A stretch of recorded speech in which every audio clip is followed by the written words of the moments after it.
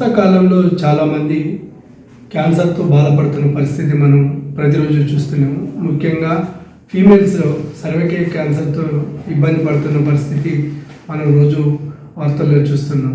ఈ మధ్య కాలంలో దీనికి సంబంధించి ఇది ఎలా స్ప్రెడ్ అవుతుంది, అసలు దీని నివారణ ఏంటి, తీసుకోవాల్సిన జాగ్రత్తలు ఏంటనే విషయంపై అడిగి తెలుసుకునే ప్రయత్నం చేద్దాం. మనతో పాటు రేడియేషన్ ఆంకాలజిస్టు డాక్టర్ అమర్నాథ్ గారు ఉన్నారు. వారిని అడిగి తెలుసుకునే ప్రయత్నం చేద్దాం. సార్ చెప్పండి, అంటే ఇలా ఈ ఫీమేల్స్ ఎక్కువ సర్వైకల్ క్యాన్సర్స్ వస్తుంది గర్భాశయానికి సంబంధించి, ముఖ్యంగా మహిళలకు దీనివల్ల ఎలాంటి సూచనలు జాగ్రత్తలు తీసుకుంటే బాగుంటుంది అనేది? నమస్తే. ఫస్ట్ ఆఫ్ ఆల్ క్యాన్సర్ అనేది ఒక ఇంక్రీజింగ్ ఇదిలో ఉంది, ట్రెండ్లో ఉంది. ఇప్పుడు ప్రస్తుతానికి ఉన్న లైఫ్ ఈవెంట్లో ఇప్పుడు February 4th మనకు వరల్డ్ క్యాన్సర్ డే ఉంది.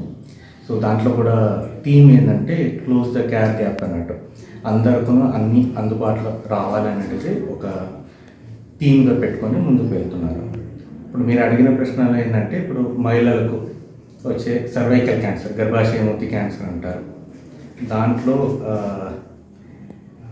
కారణాలు, reasons, what are the causative agents అన్నట్టు ఉంటాయి.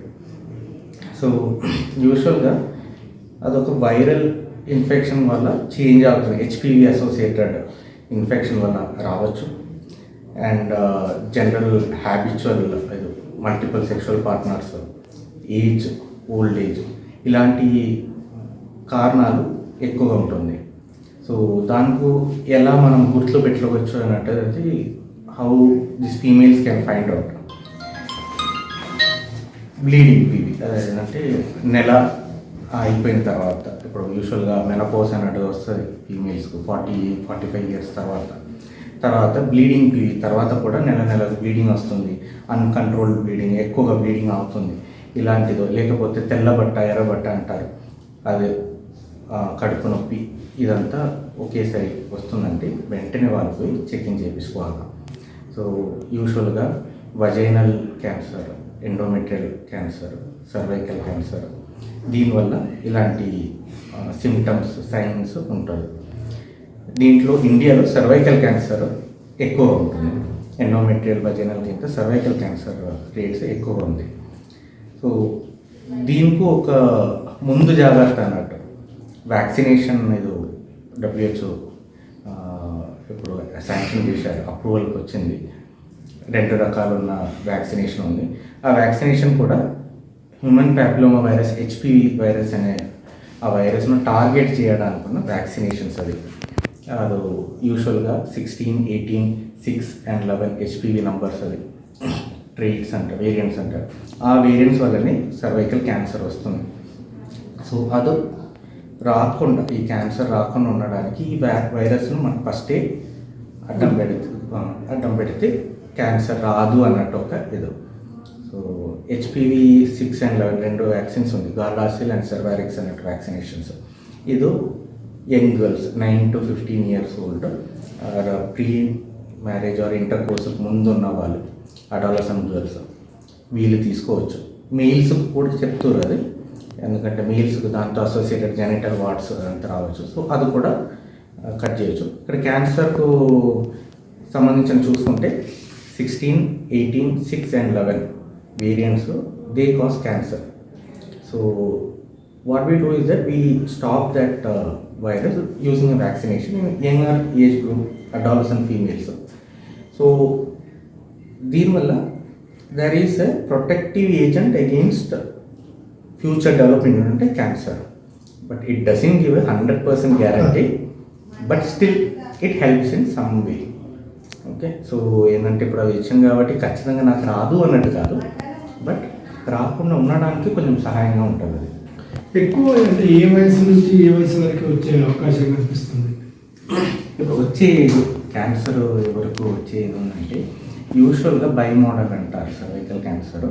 బైమోడల్ ఏజ్ గ్రూప్ అంటే ఒక పర్టికులర్ ఏజ్ గ్రూప్లో ఉన్న వాళ్ళకు ఉంటుంది, మళ్ళీ ఇంకొక పర్టికులర్ ఏజ్ గ్రూప్ వాళ్ళు ఉంటాయి.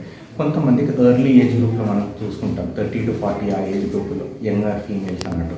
ఇంకొక గ్రూప్ 60 to 70 ఆ ఏజ్ గ్రూప్. సో బైమోడల్ ఒకటి యంగర్ ఏజ్ గ్రూప్లోనూ ఉండడానికి ఛాన్స్ ఉంది, ఓల్డర్ ఏజ్ గ్రూప్లో. ఎక్కువ శాతం ఎవరిలో ఉంటుందంటే ఓల్డర్ ఏజ్ గ్రూప్, బికాజ్ ఒక ఈ వైరస్ వల్ల అనుకోండి, virus takes time to transfer అంటే ఏదో క్యాన్సర్ సెల్ ఇప్పుడు ఈ వైరస్ డివైడ్ అయ్యి దాంట్లో 10 ఇయర్స్ ఇది అన్నట్టు ఉంటాయి. హెచ్పివి అసోసియేటెడ్ డెవలప్మెంట్ అంటారు. అది ఆ పాత్వే చేంజ్ అయ్యి క్యాన్సర్ అవ్వడానికి it will take minimum 10 years అంటారు.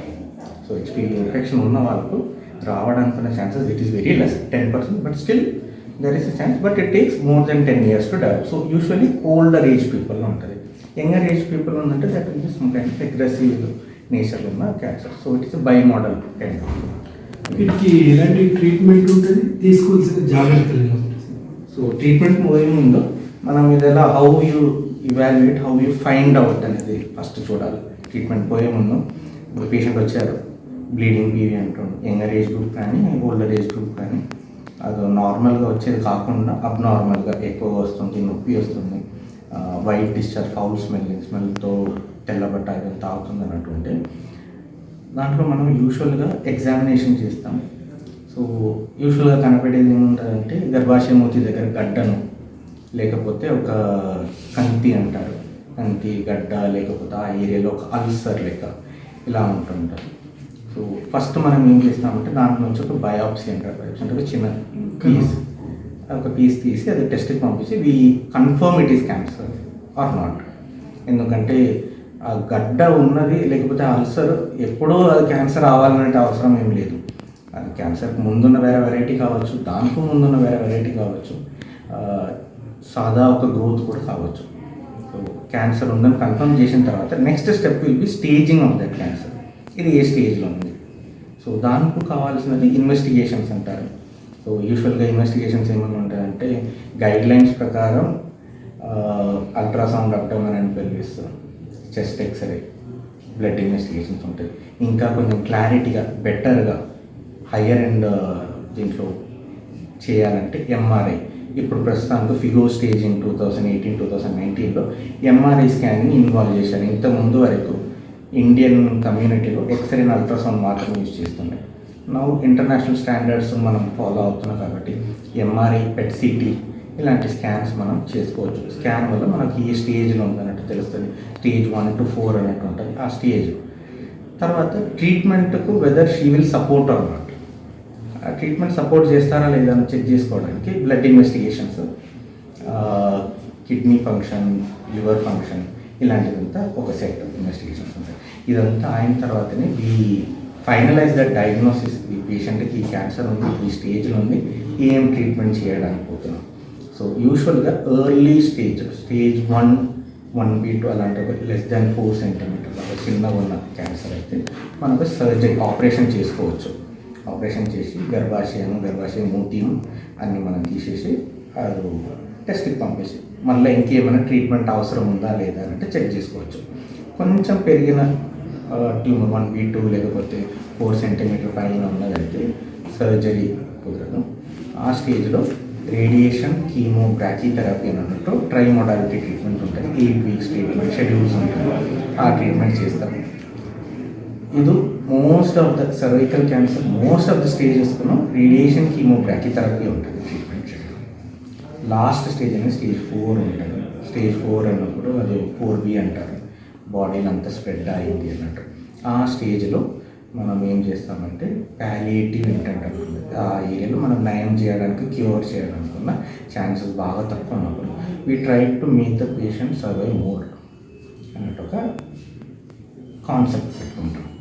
సో ఎర్లీ స్టేజెస్లో కనిపెట్టారు, తొందరగా సిమ్టమ్స్ వచ్చినప్పుడు పేషెంట్ వచ్చి ఇవాల్యుయేట్ చేసుకుంటారు without delay, and whatever it is advice they follow it. అలా ఉందంటే there are high chance for cure. Cervical cancer as far as I think it is a very గుడ్గా respond అయ్యే ఒక cancer. There is good treatment schedule చేసుకుంటే నయం కావడానికి ఉన్న chances బాగా ఎక్కువ ఉన్న ఒక క్యాన్సర్ సర్వైకల్ క్యాన్సర్. ఇది భయపడే అవకాశం అట్లాంటిది ఉందా? ఇప్పుడు భయం అనేది it depends on the definition. భయపడాలి అంటే డాక్టర్ ఎప్పుడు క్యాన్సర్ వచ్చినప్పుడు భయపడరు, పేషెంట్ భయపడతారా లేదా అని చూసుకుంటే ఎలా భయపడతారు, what is your fear, whether you will survive or whether you will get cured. So అది depends on the stage. So యూజువల్గా సర్వైకల్ క్యాన్సర్ అనేది భయపడాల్సిన అవసరం లేదు. you will get cured. Most of the cases they get cured. There is a high chance for cure rate in cervical cancer. భయపడాల్సిన అవసరం ఏం లేదు. There are multiple levels of treatment at present. పాతకాలం లెక్క కాదు, ఇప్పుడు కొత్త టెక్నిక్స్, కొత్త కీమోస్ అలాంటివన్నీ వచ్చింది కాబట్టి మల్టిపుల్ లెవెల్స్ ఆఫ్ ట్రీట్మెంట్ ఉంది. మనకు అది ఎలాంటి నయం కావడానికి ఉన్న ఛాన్సెస్ ఉంది. కాలేదు అంటే నెక్స్ట్ ప్రోగ్రెషన్ స్టాప్ చేయడానికి ఉన్న ట్రీట్మెంట్ షెడ్యూల్స్ కూడా ఉంది. Okay, thank you sir. చూశారుగా, అంటే ఈ క్యాన్సర్ అనేది పెద్ద ప్రమాదకరమైన వ్యాధి ఏం కాదు. దీనికి ఒక్కొక్క దశలో ఒక్కొక్క వ్యాధి, ఒక్కొక్క చికిత్స ఉంటుంది. ముఖ్యంగా ఆడవాళ్ళు దీనికి భయపడవలసిన సంప్రదిస్తే దీనికి నయమయ్యే అవకాశం ఎక్కువ. భయపడవలసిన అవసరం కూడా లేదని డాక్టర్ అమర్నాథ్ గారు చెప్తున్న పరిస్థితి కనబడుతుంది.